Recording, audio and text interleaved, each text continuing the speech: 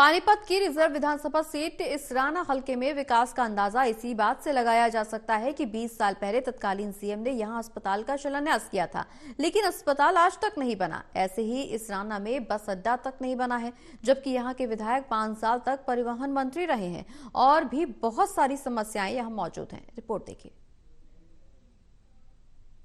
4 विधानसभाओं में से एक इसराना विधानसभा 2008 में हुए परिसीमन के बाद 20 साल के लिए एससी सीट आरक्षित हुई थी। अब 2024 में यहां आखिरी विधानसभा चुनाव होने के बाद अगली बार ये सीट सामान्य श्रेणी में आ जाएगी। तब यहां के समीकरण भी बदल जाएंगे, क्योंकि बड़े और मजबूत पहलवान अखाड़े में उतरेंगे। पर इस सीट का दुर्भाग्य ये रहा है कि यहाँ विकास की घोषणाएं तो हुई, पर काम गिनाने लायक भी नहीं हुए। पानीपत रोहतक नेशनल हाईवे पर बसे इसराना विधानसभा में बुनियादी सुविधाएं जैसे आज तक ना कोई बस अड्डा बना है और ना ही कोई नागरिक अस्पताल, मांगे बरसों से की जा रही हैं। लीजिए पहले हल्के के एक जानकार व्यक्ति की प्रतिक्रिया।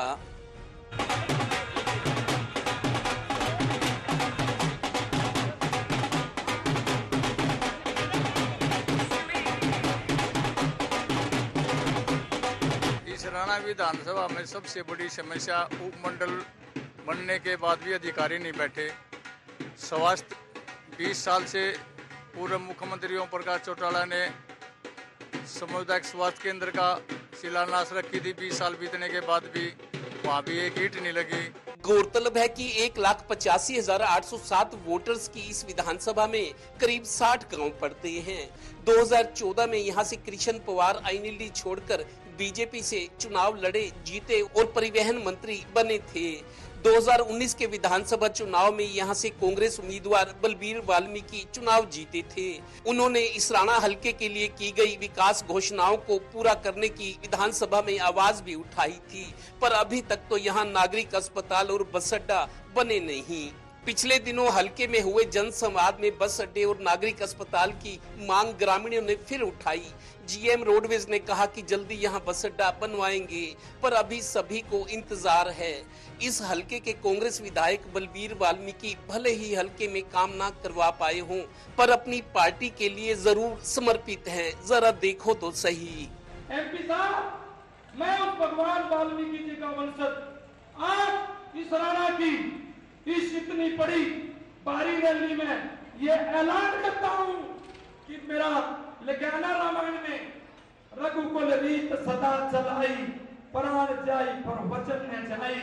प्राण चला जाएगा, बलबीर सिंह वाल्मीकि आपसे नहीं जाएगा। दावेदार ही नहीं बल्कि हम आने वाले विधायक भी हैं। इससे पहले भी हम विधायक रहे हैं। विधायक से पहले उम्मीदवार बनना पड़ता है ना। उम्मीदवार तो पहले भी थे और अब भी हैं। गौरतलब है कि इसराना हलके में मतरोड़ा कस्बा भी पड़ता है। यहाँ तब के मंत्री और अब राज्यसभा सांसद कृष्ण पवार ने जरूर लड़कियों का कॉलेज, उनके लिए आने जाने के लिए फ्री बस सेवा और कुछ सड़कें बनवाई, पर इसराना में काम ना हो पाने की प्रतिक्रिया उन्हें झेलनी भी पड़ी है। इसराना में जो नेशनल हाईवे है, डार, नोल्टा, इसराना, शाहपुर कैत में दोनों तरफ में नाले गंदगी के भरे पड़े हुए हैं। और इसराना जो नेशनल हाईवे है, लाइटें पिछले 3-4 साल से कटी हुई हैं। कहीं भी कोई लाइट नहीं है। वाहन चालक अपना महंगा टोल दे रहे हैं और उनको सुविधाएं नहीं मिल रही। हम पार्टी की गाइडलाइन में रह के और पार्टी ने जो अच्छे काम किए हैं उनकी एक लिस्ट निकलवा के हम लोगों को ब्रीफली बिल्कुल बारीकी से समझाएंगे। जो लोगों ने ये भ्रम दुनिया में बिठा रखा है, जो लोगों ने ये पाल रखा है भाई काम नहीं हुए, हम उनको गांव-गांव जाके तर जाके और हमको घर जाके उनको बताएंगे भाई ये काम हुए हैं, आप इनको देखो। यहाँ 2024 के विधानसभा चुनाव लड़ने वाले अब भी कम नहीं हैं। कृष्ण पवार के इस गढ़ में कोई और सेंध लगाता है या वो अपने गढ़ को बचा पाएंगे, ये भी देखना दिलचस्प होगा। पर सवाल बहुत हैं, जवाब लोग अब मांगेंगे ही। सहयोगी श्रीनिवास के साथ Devendra Kathoria, total news, Panipat bureau.